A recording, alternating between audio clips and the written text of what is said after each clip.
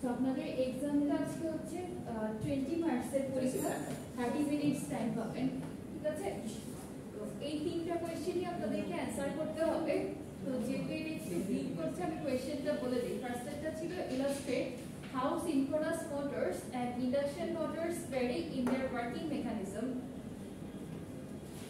একটা কোয়েশ্চেনের অ্যানসার করতে থাকেন, আমি এগুলো বোর্ডে লিখে দিচ্ছি। না, ফার্স্টে যখন আপনি হচ্ছে দুইটার মধ্যে ডিফারেন্সিয়েট করছেন ওয়ার্কিং মেকানিজমের, ওইখানে আপনার ছবি না আঁকলেও চলবে, যদি ড্র করতে পারেন টাইম পান তাহলে ড্র করে দিন।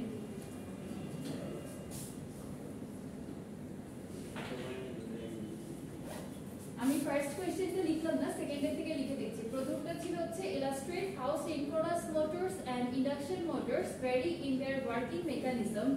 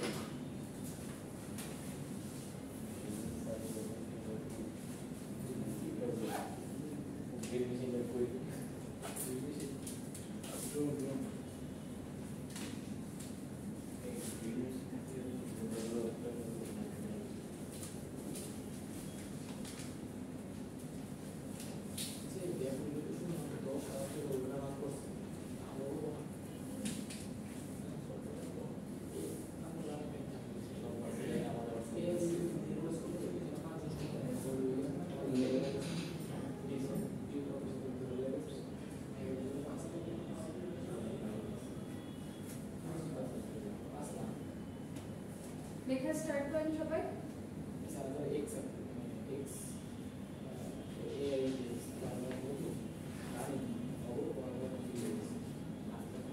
Second question, that to what extent do the simplicity, cost effectiveness, efficiency and versatility of induction motors contribute to their widespread use in both industrial and domestic application?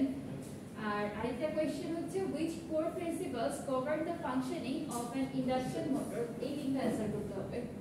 এক নম্বরটা আচ্ছা, এক নম্বরটা ছিল, এটাও চলে গেছে। এক হচ্ছে illustrate how synchronous motors and induction motors vary in their working principle. Working mechanism principle একই। আমি কি ব্যাখ্যা করতে হবে নাকি পয়েন্ট আকারে দিতে হবে? এটা দুইটার মধ্যে আপনি কম্পারিজন যেভাবে বোঝাতে পারেন, এটা 5 মার্কসের জন্য।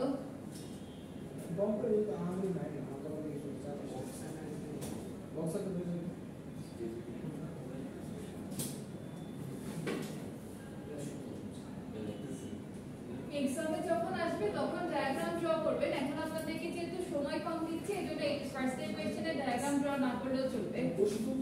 না না,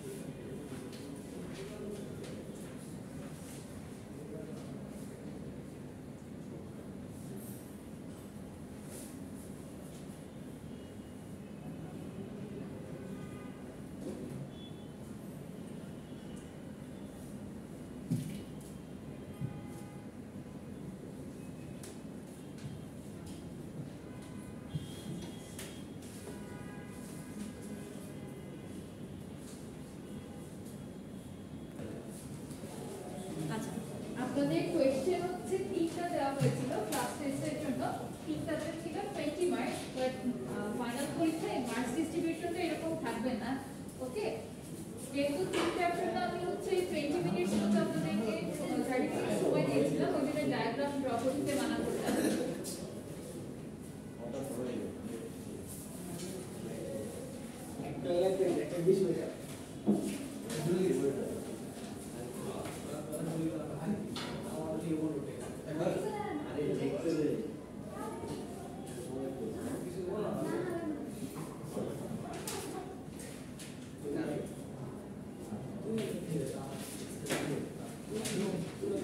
সবাই জমা দিয়েছে?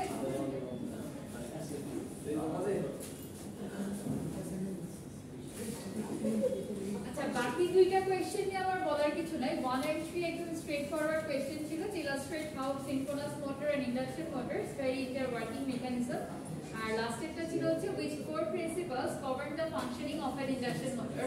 দ্যাট মিন্স হচ্ছে লাস্ট কোয়েশ্চেনটা আপনাদের working principal of induction motor এসেছিল, আর ফার্স্ট যে কোয়েশ্চেনটা ওটা হচ্ছে what are the basic difference between synchronous and induction motor in their working mechanism, এই টাইপের প্রশ্ন। সেকেন্ড যে কোয়েশ্চেনটা, এটা কি কেউ অ্যানসার করেছেন? সেকেন্ড কোয়েশ্চেনটা আচ্ছা, এই কোয়েশ্চেনের অ্যানসারটা আমি হচ্ছে আপনাদের জন্য একটু রেডি করে রেখেছি। যদি এরকম পরীক্ষায় স্পেসিফিক ওয়েতে কোনো কিছু মেনশন করা থাকে যে to what extent to the simplicity, cost effectiveness, efficiency এভাবে মানে মেনশন করা থাকে, তখন হচ্ছে আপনাদেরকে এই পয়েন্টগুলো নিয়ে একটু এলাবোরেট ডিসকাস করতে হবে। যেমন সিগনিফিকেন্সের ক্ষেত্রে আমরা যদি সিম্পলিসিটিটা কনসিডার করি, তাহলে induction motors have fewer moving parts compared to the other types of motors like DC motor, which reduces the chances of mechanical failures and simplifies repairs। তো এগুলো হচ্ছে আমরা ক্লাসেও আলোচনা করেছিলাম, রাইট? যে এখানে যেহেতু আমাদের মেকানিক্যাল ফেলিয়ার হওয়ার চান্সেস কম থাকে, তারপরে হচ্ছে আপনার মেইনটেইন করাটা কতটা ইজি, এগুলো কিন্তু ক্লাসেও বলা হয়েছে। কিন্তু যখন আপনাকে স্পেসিফিক ভাবে পয়েন্ট বলে দিবে, তখন ওই পয়েন্টের অ্যাক্রসে আপনাকে সিগনিফিকেন্সটা লিখতে হবে আর অ্যাপ্লিকেশনসটা বলে দেওয়া লাগবে। ওকে, সিগনিফিকেন্সে দুইটাই কি করতে হবে, মানে যে fewer parts easy of maintenance, হ্যাঁ এভাবে ভাগে লিখতে হবে। ম্যাম এটা তো আমরা কাজ করছিলাম, আপনি বুঝতে পারবেন যে এখানে ইলাবোরেট করে নেই, জাস্ট দেখছি fewer parts easy maintenance, just এই টপিকগুলো দিয়ে হালকা একদম লিখে দিতে। এখন মানে ক্লাস টেস্টের জন্য ওকে, বাট ফাইনালে যেহেতু আপনারা 2 আওয়ার্স টাইম পাবেন, প্লাস এই টাইপের কোশ্চেন আসলে মার্কটা ওইভাবেই ডিস্ট্রিবিউট করা থাকবে, সুতরাং এখানে একটু আপনার ঠিকভাবে লিখতে হবে। হয়তো তখন এতগুলো না দিয়ে আমি আপনাদেরকে সিম্পলিসিটি, কস্ট ইফেক্টিভনেসটা দিতে পারি, ঠিক আছে? তখন এই সিম্পলিসিটি আর কস্ট ইফেক্টিভনেস এগুলোর অ্যাক্রসে আপনার যত কিছু লেখা আছে সবকিছুই মেইনটেইন করতে হবে। যেমন আমরা কস্ট ইফেক্টিভনেসটা কিভাবে বোঝাতে পারি, lower initial cost, the production cost of induction motors are generally lower, making them an economical choice for manufacturers and consumers. আর রিডিউস অপারেটিং কস্ট, এগুলো আপনাদেরকে ক্লাসে পড়ানো হয়েছে। আর অ্যাপ্লিকেশন কোথায় কোথায়, কনজিউমার গুডস এন্ড ম্যানুফ্যাকচারিং। আর এফিসিয়েন্সি যদি আসে, এফিসিয়েন্সির মধ্যে অবশ্যই এই যে এইচভিএসি সিস্টেম যেটা আছে এটা মেনশন করবেন। এটা বলতে যেটা বোঝায় heating, ventilation and air conditioning system, ঠিক আছে? Heating, ventilation, air conditioning system যেটা আছে, ওই সিস্টেমটাকে আমরা টোটালি একসাথে ইন শর্ট বলি হচ্ছে এইচভিএসি সিস্টেম। এর উপরে কিন্তু অনেকে প্রজেক্ট ওয়ার্কও করে। ধরেন আপনার হচ্ছে যে বিভিন্ন বিল্ডিং এ কিংবা হলো যে কোনো একটা আপনার অডিটোরিয়ামে কিভাবে ডিজাইন করলে এগুলোকে আমরা এফিশিয়েন্ট ওয়েতে বা কস্ট ইফেক্টিভনেস ওয়েতে আমরা মানে কাজটা করতে পারি, এই ধরনের প্রজেক্ট ওয়ার্কও কিন্তু আছে। বুঝতে পেরেছেন? এজন্য এই পয়েন্টটা খুব ইম্পর্টেন্ট যে efficiency is crucial in heating, ventilation and air conditioning system to reduce energy consumptions and cost। মানে আমাদের এনার্জি কনজাম্পশনটা কমানোর জন্য আর কস্টটাকে কমানোর জন্য এই সিস্টেমটা মেইনটেইন করা খুব ইম্পর্টেন্ট, ঠিক আছে? Then electric vehicles, efficient induction motors help maximize the range and performance of electric vehicles। So এই জিনিসগুলো অবশ্যই মাথায় রাখবেন। আমি আপনাদেরকে এটা পিডিএফ কপি আকারে গ্রুপে বা ইয়াতে পোর্টালে আপলোড করে দিব। নেক্সট হচ্ছে এখানে কিছু ম্যাথমেটিক্যাল প্রবলেম দেওয়া ছিল। এই ম্যাথমেটিক্সটা আমি ক্লাসে আগেও করিয়েছিলাম, right? The frequency and induced voltage in the rotor of certain 6 pole, এটা অনেকবার পড়ানো হয়েছে। আর এই ম্যাথটা মোস্ট প্রবাবলি আমি ক্লাসে একদম আপনাদেরকে হাতে ধরে করাই নাই, কিন্তু যে ফর্মুলাগুলো শেখানো হয়েছে এর মধ্যে বেশ কিছু ফর্মুলা আপনারা পাবেন, যেমন হচ্ছে এনএস ক্যালকুলেশনের জন্য যে 120 f ডিভাইডেড বাই p, অথবা slip calculation ns minus nr divided by ns, এইগুলো আপনাদেরকে আগেও দেখানো হয়েছিল। কিন্তু এখানে অ্যাডিশনাল কিছু টার্ম আছে, যেমন এইটার আপনার ইকুইভ্যালেন্ট রেজিস্ট্যান্স, ইকুইভ্যালেন্ট রিঅ্যাকট্যান্স পার ফেজ কত, এরকম ভাবে হচ্ছে আপনারা স্পেসিফিক ওয়েতে কোনো ম্যাথ সলভ করেননি। তো এখানে একটা পোরশন আপাতত বুঝবেন আর একটা বুঝবেন না, যেটা বুঝবেন না ওটা আপাতত একটু হোল্ডে রাখবেন।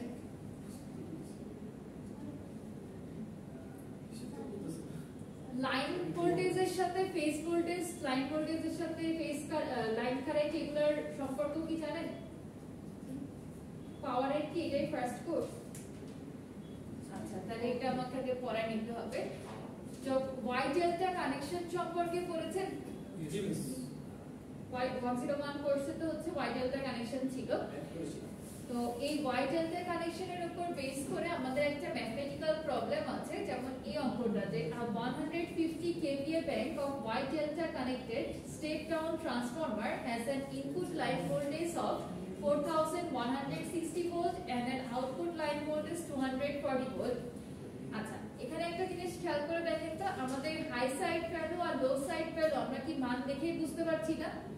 ইনপুট লাইনের একদিকে আছে হচ্ছে 4160 ভোল্ট, দ্যাট মিন্স এটা আমাদের হাই সাইডের যে ভোল্টেজের ভ্যালু এটা দিবে, আর আউটপুট লাইন ভোল্টেজটা আছে 240 ভোল্ট, এটা হচ্ছে আমাদের লো সাইডের যে ভোল্টেজটা লাইন ভোল্টেজ এটা দেওয়া আছে।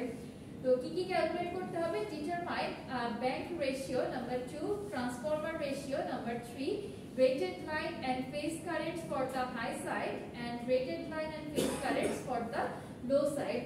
আমি আপনাদেরকে এটা এই জন্যই আপলোড করে আপনি দিতে যাচ্ছিলাম না, তার কারণ হচ্ছে এই টোটাল জিনিসটা ওইভাবে এখনো পড়ানো হয়নি। ওকে, বাট যেহেতু এখানে ইনক্লুড করা আছে প্লাস আমি আপলোড করব, একটু শর্টে বলে রাখি।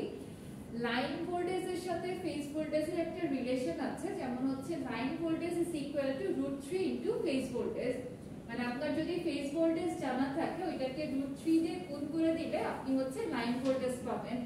অথবা আমরা আরেকভাবে বলতে পারি যে আমি যদি হচ্ছে ধরেন লাইন জানি ফেজ জানি না, তাহলে লাইন ভোল্টেজকে √3 দিয়ে ডিভাইড করলে ফেজ ভোল্টেজটা পাওয়া যায়। বুঝা গেল? আমার এই কোশ্চেনে কি দেওয়া আছে? এই কোশ্চেনে হচ্ছে আমাকে হাই সাইড আর লো সাইডের যে লাইন ভোল্টেজ ওইটা গিভেন, তাই না? তাহলে আমি ফেজ ভোল্টেজটা কিভাবে বের করতে পারি? ওইটাকে দিয়ে ডিভাইড করে দিব √3 দিয়ে। তো এখানে অ্যাকচুয়ালি এই কাজটাই করা আছে, খেয়াল করে দেখেন। প্রথমত যখন আমরা ব্যাংক রেশিও ক্যালকুলেট করব, ব্যাংক রেশিও কিভাবে বের করে?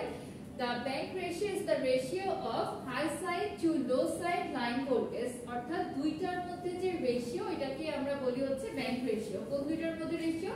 High side to low side line ভোল্টেজের মধ্যে রেশিও। তো আমার কোশ্চেনে দুইটা ভ্যালু দেওয়া ছিল, একটা 4160 ভোল্ট আর একটা হচ্ছে 240 ভোল্ট। তাহলে আমরা এই দুটোকে ডিভাইড করে নিয়ে প্রথমে এখান থেকে ব্যাংক রেশিওটা ক্যালকুলেট করলাম, ক্যালকুলেটেড ভ্যালু আসছে হচ্ছে 17.3।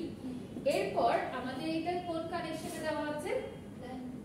না ওটা না, পড়া y টু ডেল্টা, তাই না? y delta connected. y বলতে এখানে আমরা এটাকে ধরে নিব যে প্রাইমারি সাইডের কথা বোঝানো হয়েছে, ডেল্টাটাকে আমরা ধরবো হচ্ছে সেকেন্ডারি। এটা নিজেদের বোঝার সুবিধার্থে প্রাইমারি সেকেন্ডারি করে নিলাম। তাহলে এখান থেকে আমরা যখন ক্যালকুলেট করতে যাব, লাইন ভোল্টেজ দেওয়া থাকলে কি বললাম, ওইটাকে একটা ফর্মুলাতে ফেলানো যায় যে line voltage is equal to √3 into phase voltage. তাহলে আমাকে কোশ্চেনে যেহেতু লাইন দেওয়া আছে, আমি ফেজ ক্যালকুলেট করতে গেলে কি করব? এই √3 দিয়ে এটাকে ভাগ দিয়ে দিব। ঠিক আছে? এটা কার জন্য করলাম? সেকেন্ডারি সাইড, প্রাইমারি সাইডের জন্য। সেম কাজ হচ্ছে আমরা সেকেন্ডারি সাইডের জন্য করব। কিন্তু এখানে আপনাদের একটা লজিক একটু মাথায় রাখতে হবে। আমার যে প্রাইমারি সাইডটা ছিল, এই যে বললাম না ওয়াইটাকে আমি প্রাইমারি কনসিডার করব, ডেল্টাটাকে সেকেন্ডারি করব, এর পেছনে একটা লজিক আছে। ঠিক আছে? লজিকটা কি? যখন আপনি ওয়াই কানেকশনের কথা চিন্তা করছেন, ইন দ্যাট কেস আপনার লাইনের সাথে ফেজের এই রিলেশনটাকে অ্যাপ্লাই করতে হবে। আর আপনি যখন ডেল্টা কানেকশনের কথা চিন্তা করছেন অর্থাৎ সেকেন্ডারিতে, তখন দুইটা ভোল্টেজের ভ্যালু সেম হবে, অর্থাৎ আমার ফেজ ভোল্টেজ আর লাইন ভোল্টেজটা সেম হবে। জিনিসটা কি বোঝাতে পারলাম? এজন্য পরীক্ষায় যখন ওই যে ওই টার্মটা লেখা থাকবে ওয়াই ডেল্টা, ওইগুলো আপনাদেরকে একটু খেয়াল করতে হবে। যদি এটা দিয়ে কারো কোনো কনফিউশন থাকে একটু সার্চ করতে পারেন। Calculating voltage in Y or delta এরকম ভাবে দিয়ে আপনারা সার্চ করে দেখতে পারেন যে what are the relation between line and phase voltage. আচ্ছা আমি না দেখাই দিই যেহেতু এই টপিক আগে পড়েন নাই।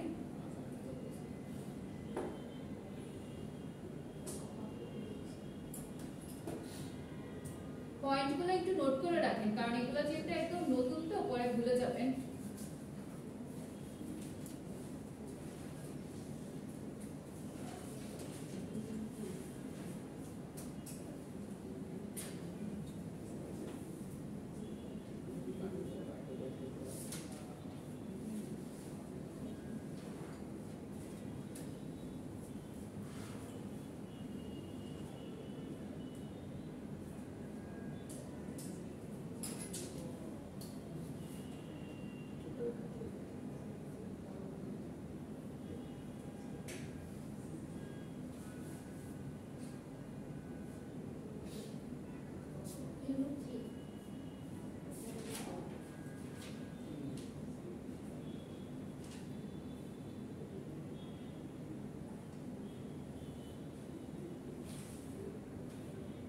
প্রথমে এই অংশটুকু একটু নোট করে রাখেন যে for a three phase or star connection the line voltage and phase voltage relation can be mathematically written as line voltage is equal to √3 into phase voltage।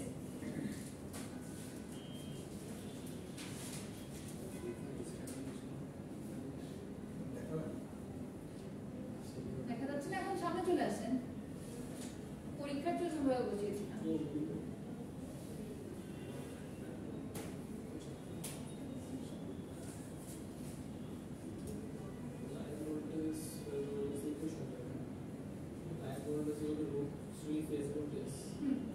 প্রত্যেকটা আলাদা আলাদা ভাবে এগুলো লিখে রাখেন। PL দিয়ে বোঝা হচ্ছে লাইন, PH সেটা হচ্ছে ফেজ, আর টোটাল থেকে আমরা ইউনিট করে বলবো।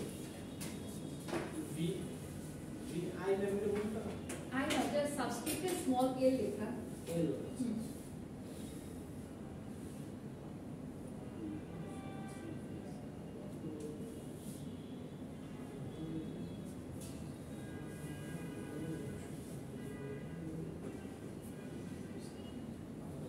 আমরা ওয়াই কানেকশন যেটাকে বলি ওইটাকে আরেকভাবে হচ্ছে স্টার কানেকশনও বলা যায়। ঠিক আছে, এটাও লিখে রাখেন।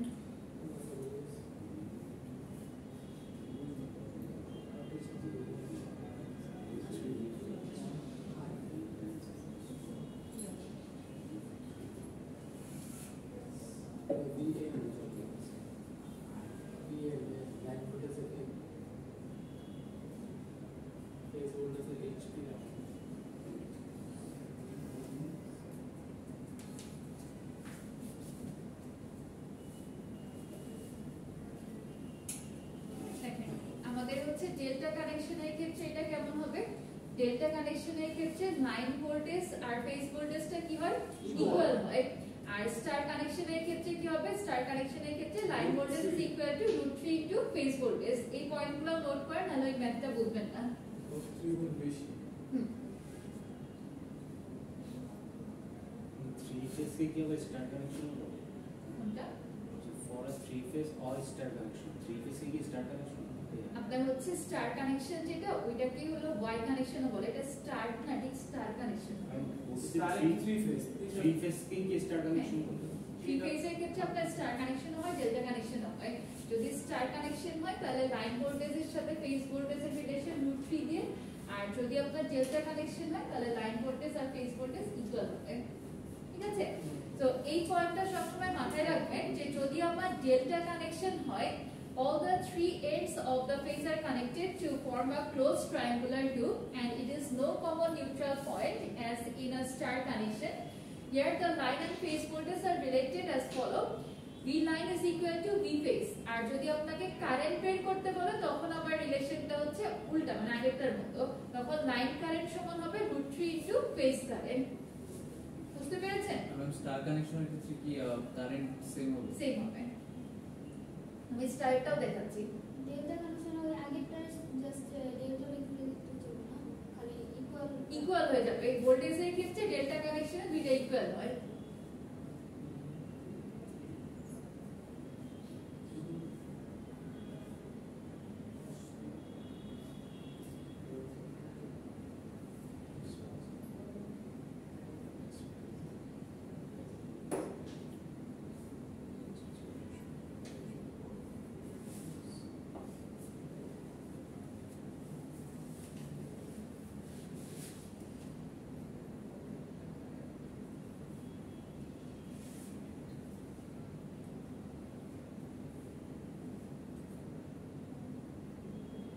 এখানে ডিরেক্ট ইকুয়েশন ফরম্যাটে দেখে না, কিন্তু ইকুয়েশন ফরম্যাটে এখানে দেখানো ছিল যে ভোল্টেজের ক্ষেত্রে √3 দেওয়া হবে।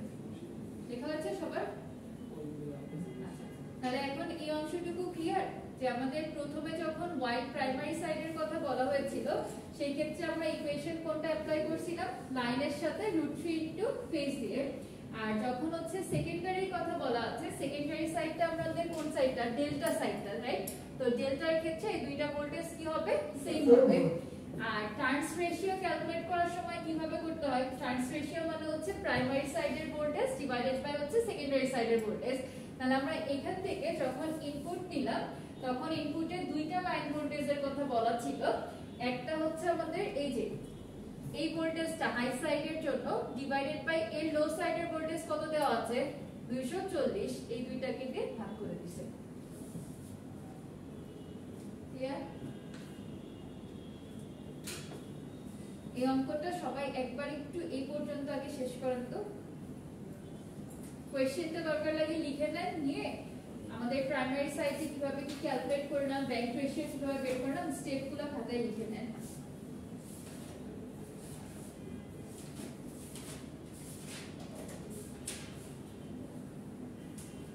একটু জুম করা যায়? হ্যাঁ, sure।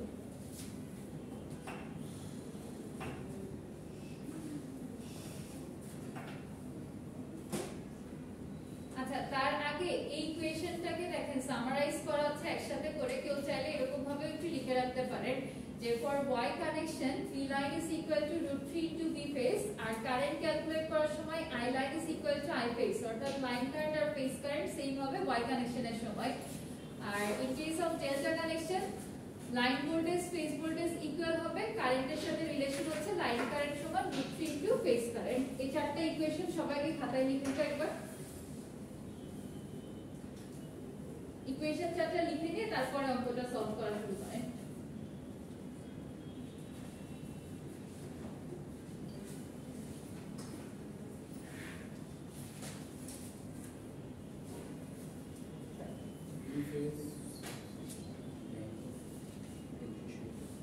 Why do island life is same?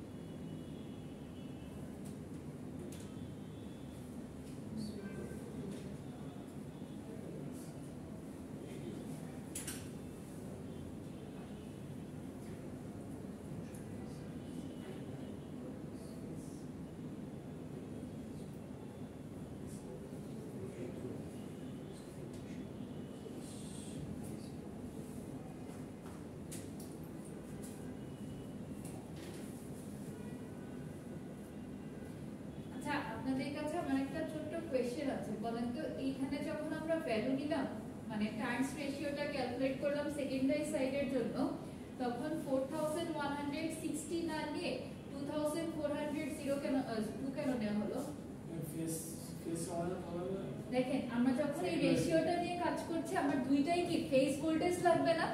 তো আমার সেকেন্ডারি সাইড অর্থাৎ ডেল্টার জন্য যখন ছিল তখন তো এই ভোল্টেজ হচ্ছে ফেজেও যা লাইনেও তাই সেম। বাট আমি যখন প্রাইমারি সাইডেরটা নিচ্ছি একে যদি আমি নিয়ে নেই এটা কি হয়ে যাবে? লাইন হয়ে যাবে। তাহলে তো আমি লাইনটাকে নিয়ে কাজ করতে পারবো না, আমার ওর পার্সপেক্টিভে ফেজ ভোল্টেজ যেটা ছিল হাই সাইডের ওইটাকে নিতে হবে। বোঝা গেল? পরীক্ষায় যাতে এই জায়গাটা ভুল না যায়। আবার ক্লিক করে হ্যাঁ শিওর।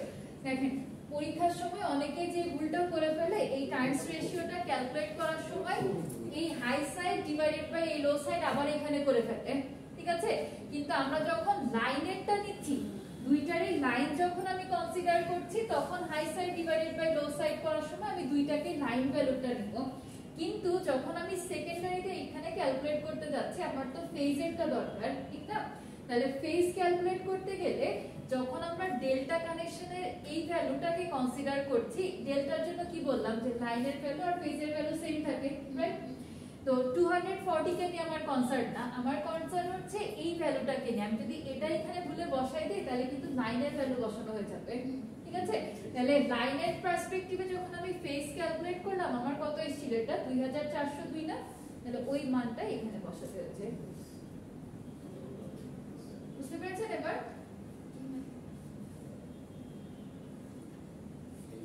সবাই বলছেন, একজন বোঝেন না, কোথায় বোঝেন না বলুন তো হাদিস?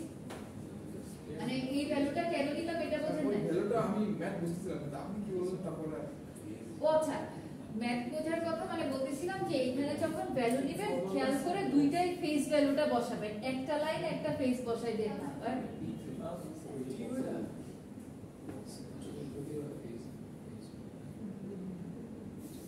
ইকুয়েশন চারটা লেখা হয়েছিল, অঙ্কটা জিমিস অঙ্কটা একটু জুম করতে হবে। আরো শুরু করবো দেখা করছি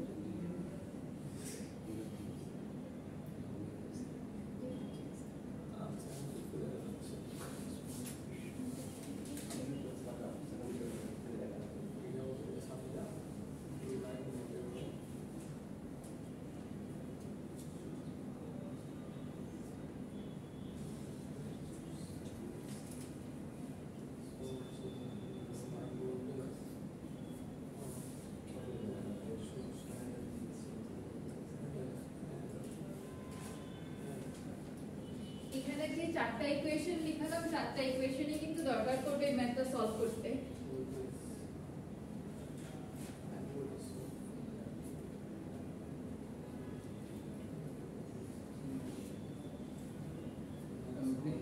এই নম্বর কোশ্চেনটা কি? এই নাম্বার কোশ্চেন হচ্ছে ব্যাংক রেশিও। ব্যাংক রেশিও বলতে বোঝায় যে the ratio of high side to low side line voltage।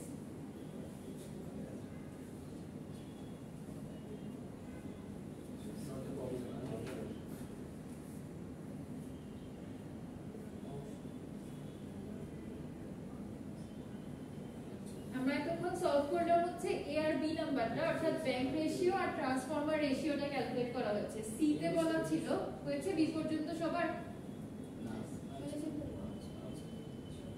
লেখা শেষ হলে এবার একটু সবাই দিকে খেয়াল করেন। সি তে বলা আছে rated line and phase current for the high side, আর ডি তে হলো rated line and phase current for the low side.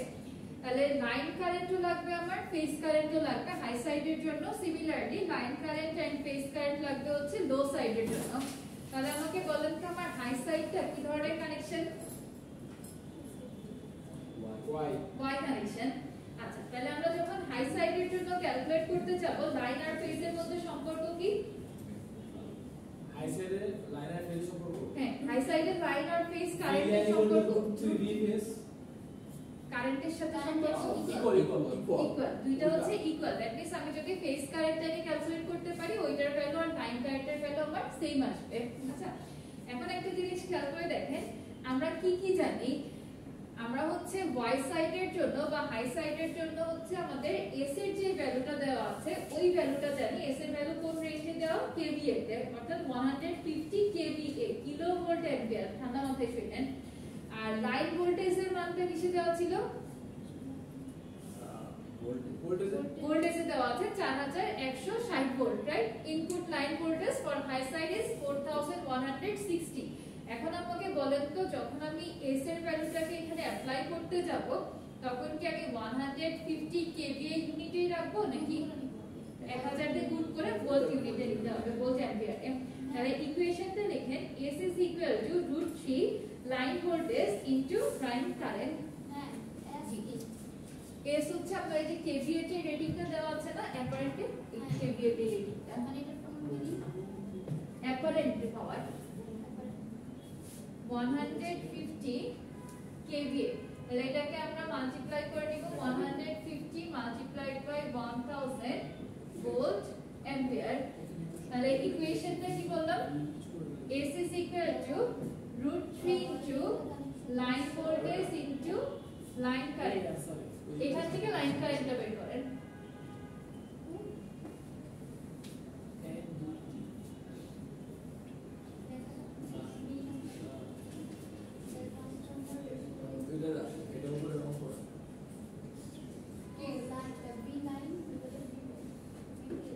D number rated rated line and phase current for low side.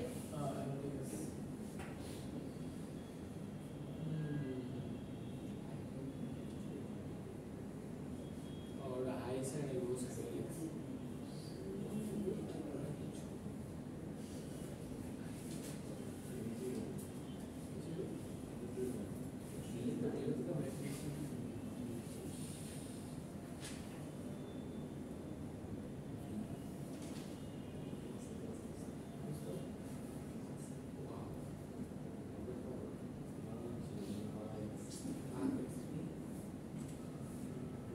কত এসছে?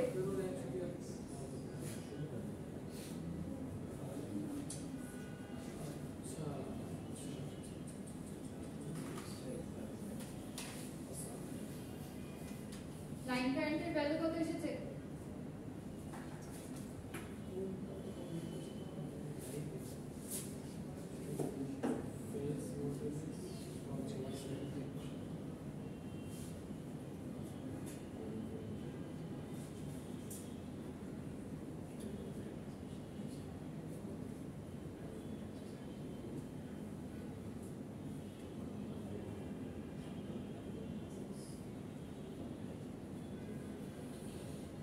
সবার কি 20.8 আসে কিনা দেখেন।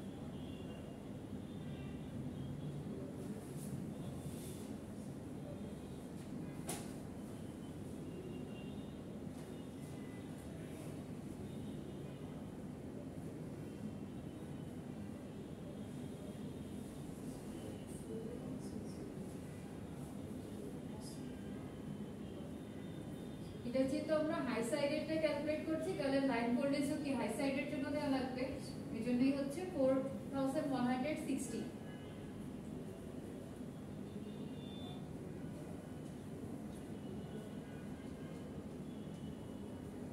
আর যেহেতু এটা হচ্ছে আমার ওয়াই কানেক্টেড, সুতরাং একটা যদি আমি কারেন্টের মান বের করতে পারি অপরটাও সেম হবে। Since the high side is Y connected, therefore I phase is equal to I line. শেষ সবার? আমি না?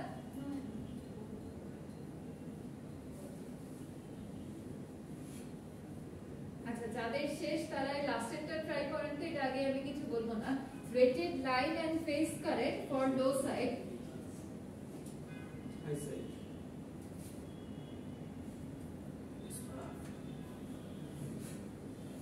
যখন লো সাইডেরটা নিয়ে ক্যালকুলেট করতে যাবেন, লো সাইডটা আমাদের কি ধরনের কানেকশন ছিল? ডেল্টা। ডেল্টার ক্ষেত্রে দুইটা কারেন্টের মধ্যে রিলেশনশিপ, মানে রিলেশনশিপটা কি? লাইনের সাথে ফেজের √3। তাহলে I line is equal to √3 into I phase। Calculation করে দেখেন কত আসে।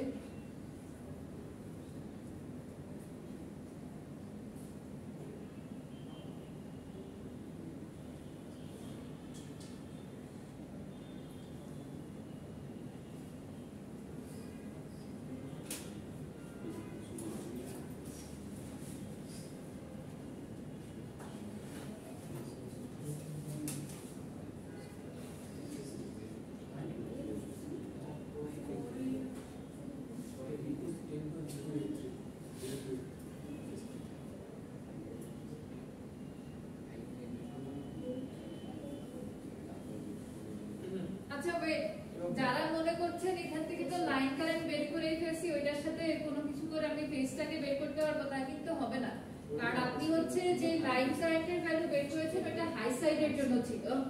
এখন আপনাকে লাস্টে যেটা ক্যালকুলেট করতে বলা হয়েছে ওইটা হলো লাইন এন্ড ফেজ দুইটাই বের করতে হবে ফর লো সাইড। ভালো লাগে না?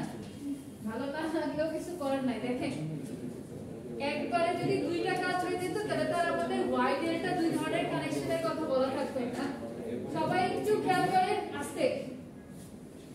আমাদের যেহেতু ওয়াই ডেল্টা দুই টাইপের কানেকশনের কথা বলা আছে, সুতরাং আমাদের ভালো না লাগলেও দুইবারই ক্যালকুলেট করতে হবে, ঠিক আছে? আপনি যখন এই যে সি নাম্বারটা বের করলেন যে rated line and phase current for the high side, তখন আপনি কোন ভ্যালুগুলোকে চুজ করেছিলেন? সবই হচ্ছে হাই সাইডের ভ্যালু নিয়ে কাজ করছেন, রাইট? তাহলে এখন ওইটার সাথে যদি আপনি √3 করে দেন তাহলে কি কিছু হবে? আপনার তো এই লাস্টে আবার ক্যালকুলেট করতে বলছে হচ্ছে লো সাইডের জন্য। সো ইনিশিয়ালি আপনার ভ্যালু চুজ করতে হবে কত? 240। তাহলে তো টোটাল ক্যালকুলেশনই চেঞ্জ হয়ে যাবে আবার।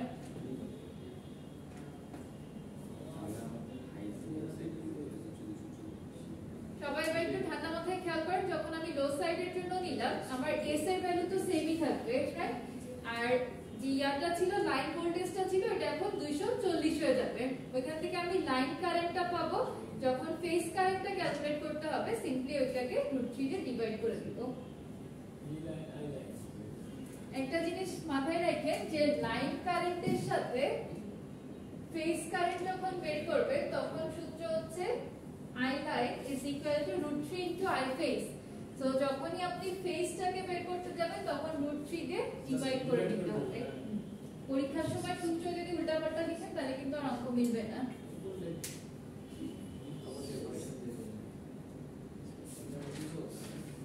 সবাই লেখা শেষ করেন, আমি ফর্মুলাগুলো মনে রাখার একটা শর্টকাট ওয়ে শিখিয়ে দিব।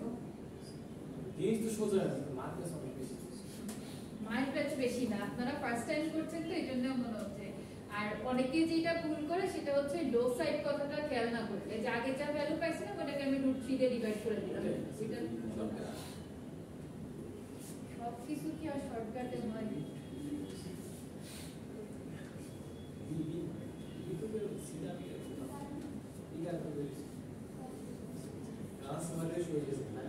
শেষ হয়েছে?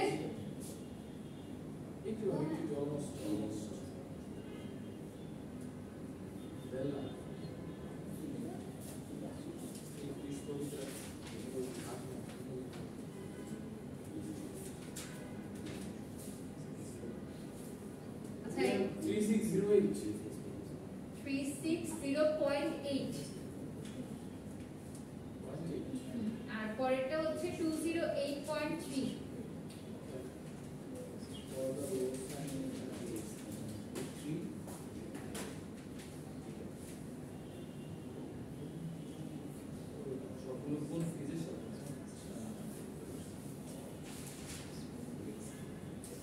আচ্ছা যার যতটুকু লেখা হয়েছে একটু স্টপ করে সবাই বোর্ডের দিকে তাকান, একটা জিনিস খেয়াল করেন।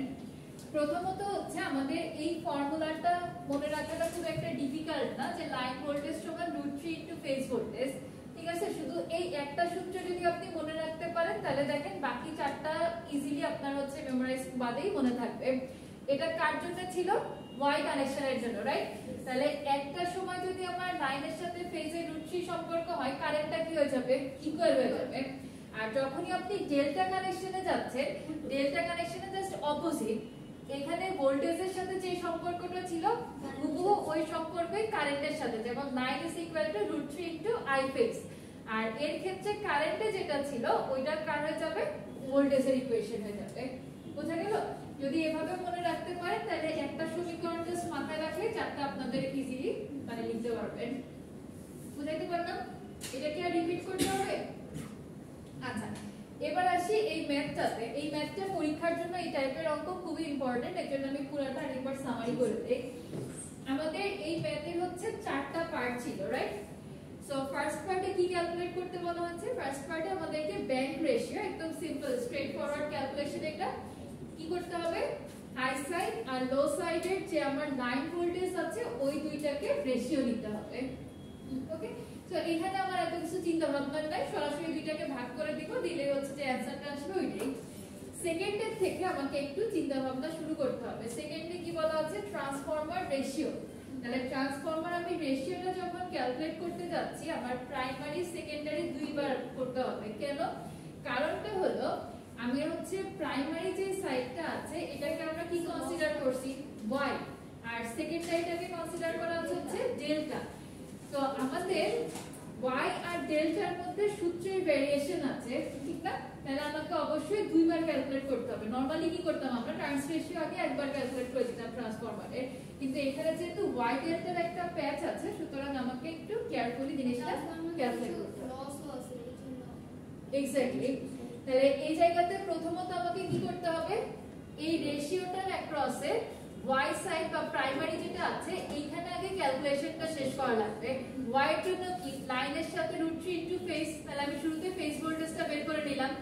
আর সেকেন্ডারি যেটা ছিল ডেল্টা, ওইটার ক্ষেত্রে কি ফেজ আর লাইন আমার ইকুয়াল থাকে, ঠিক না? তাহলে এখন এটা যখন আমি ক্যালকুলেট করব রেশিওটা, আমার দুইটার ক্ষেত্রে কার রেশিও লাগবে, ফেজের রেশিও লাগবে। তাহলে আমি এখান থেকে ফেজের ভ্যালু পেয়েছিলাম 2402 ডিভাইডেড বাই, এটা তো দুইটার ক্ষেত্রেই সমান, তো আমি দুইটাকে রেশিও আকারে নিয়ে নিলাম। ক্লিয়ার এই পর্যন্ত সবার?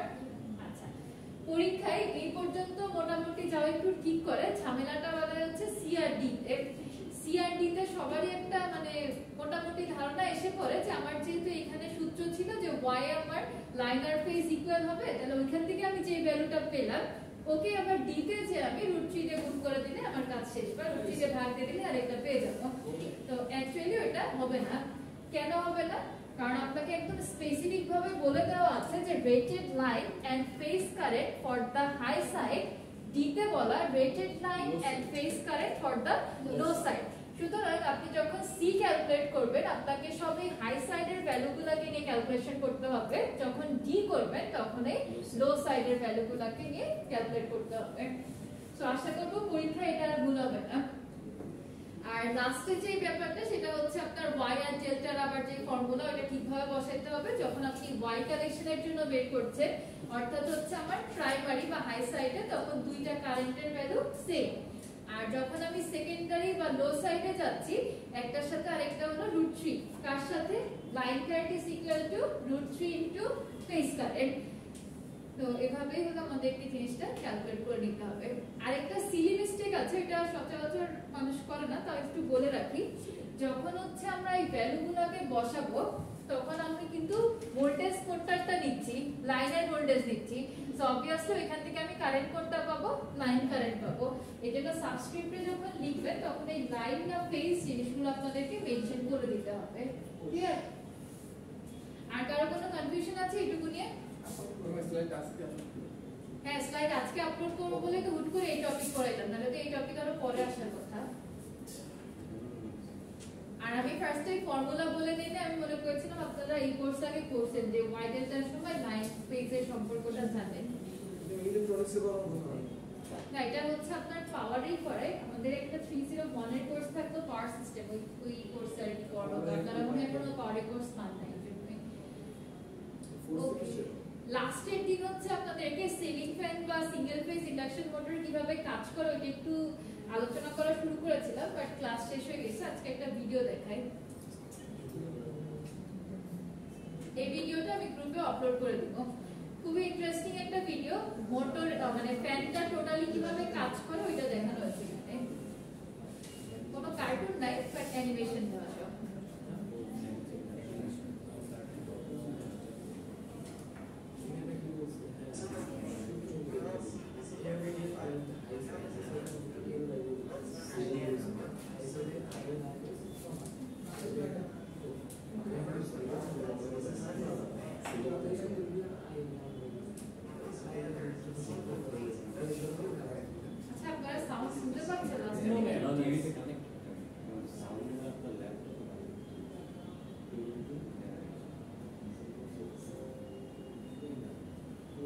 Its name, this part is stationary.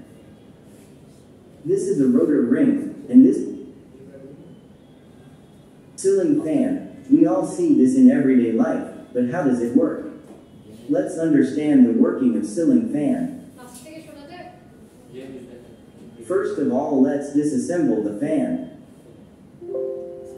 In this fan there is a single-phase induction motor. This is a stator of fan, and as its name, this part is stationary. This is a rotor ring, and this part is contact with fan outer. একটু volume কমাতে হবে।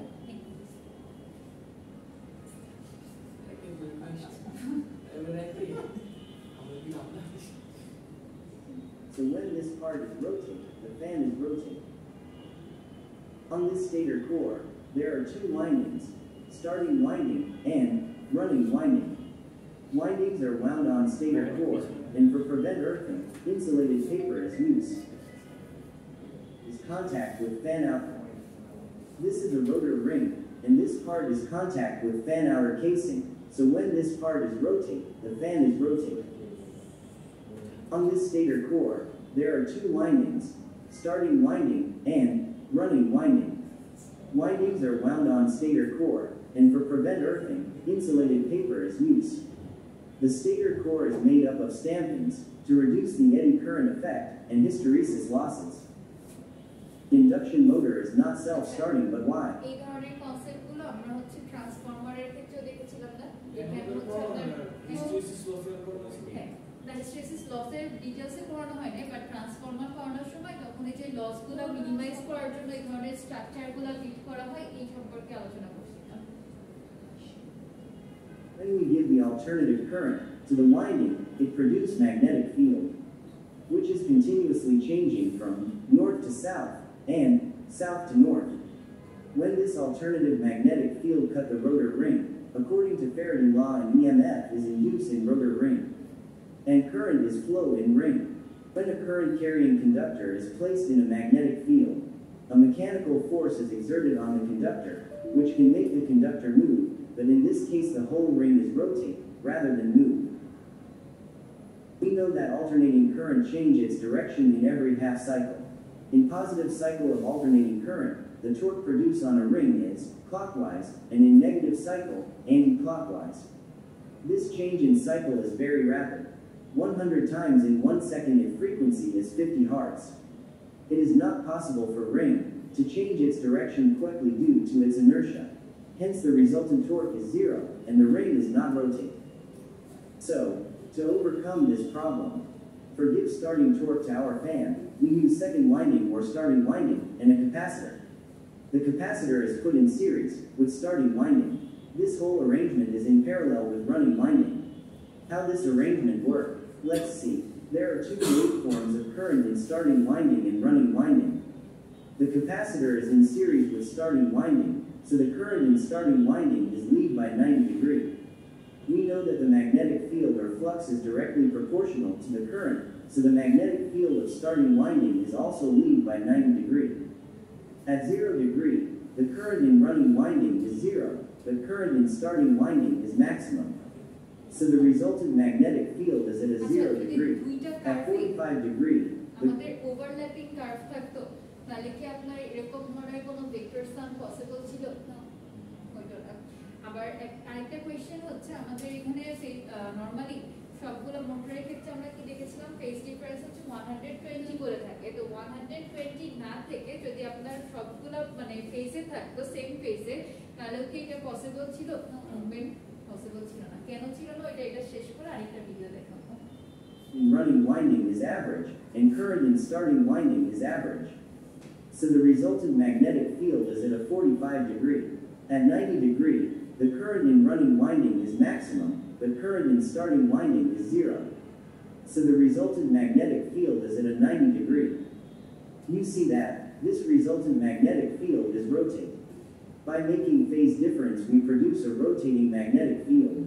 The speed of rotation of magnetic field in this type of AC motors is called synchronous speed. তাহলে এই যে rotating যে একটা part বা rotating ফিল্ডটা ক্রিয়েট করার জন্য আমাদের কি থাকতে হচ্ছে দুটার মধ্যে ফেজ ডিফারেন্সটা হচ্ছে থাকাটা ম্যান্ডেটরি আর আমরা ফেজ ডিফারেন্সটা এইভাবে কিভাবে আনতে পারলাম ক্যাপাসিটর এটা কি সিঙ্ক্রোনাস স্পিডে করে হ্যাঁ সিঙ্ক্রোনাস স্পিডে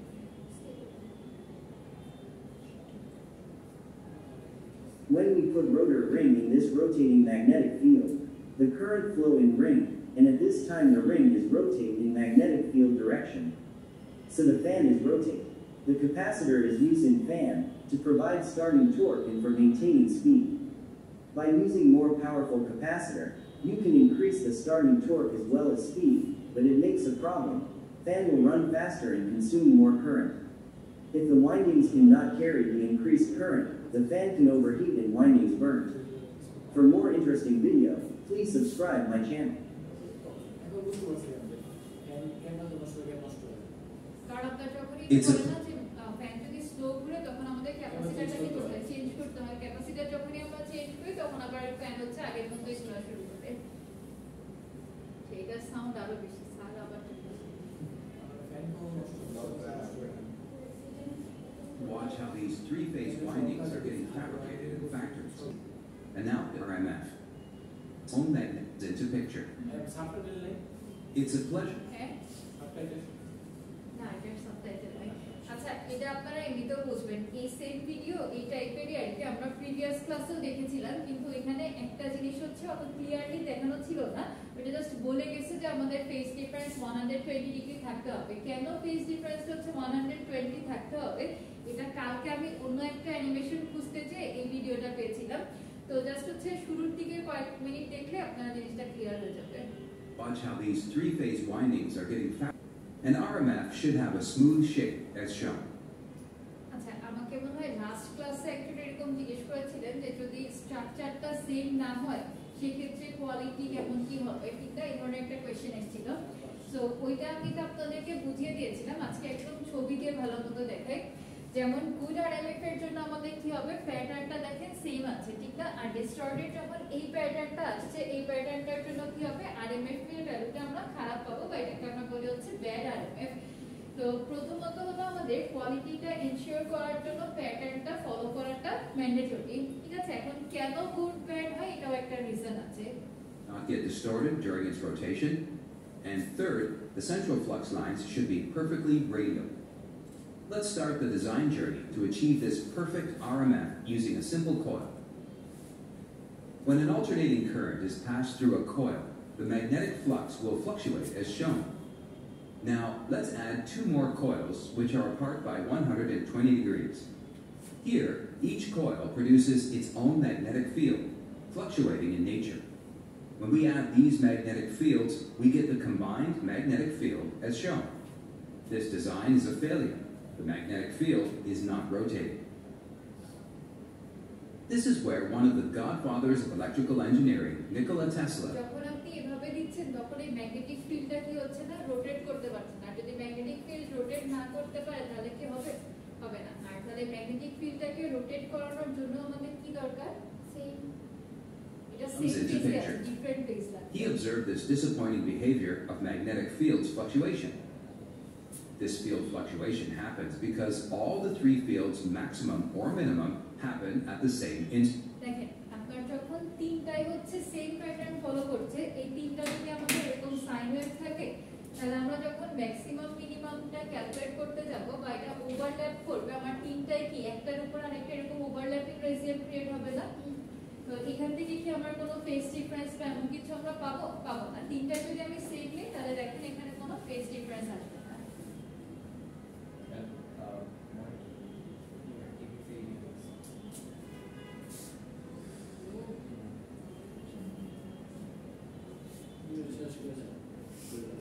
রিমোট কেন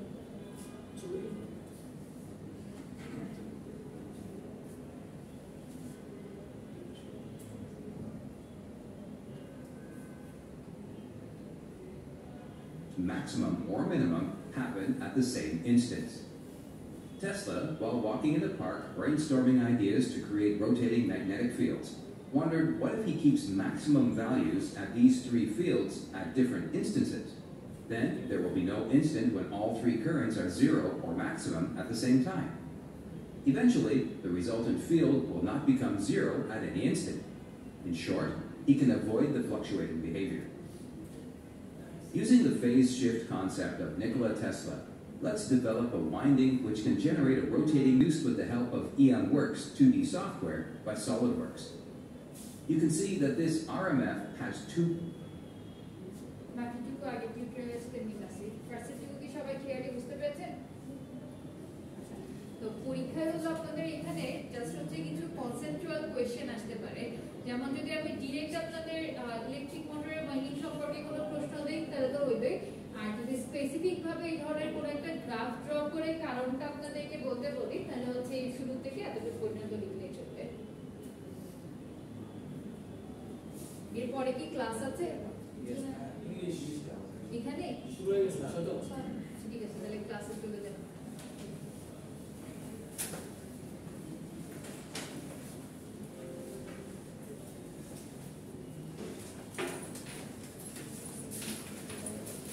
কি হচ্ছে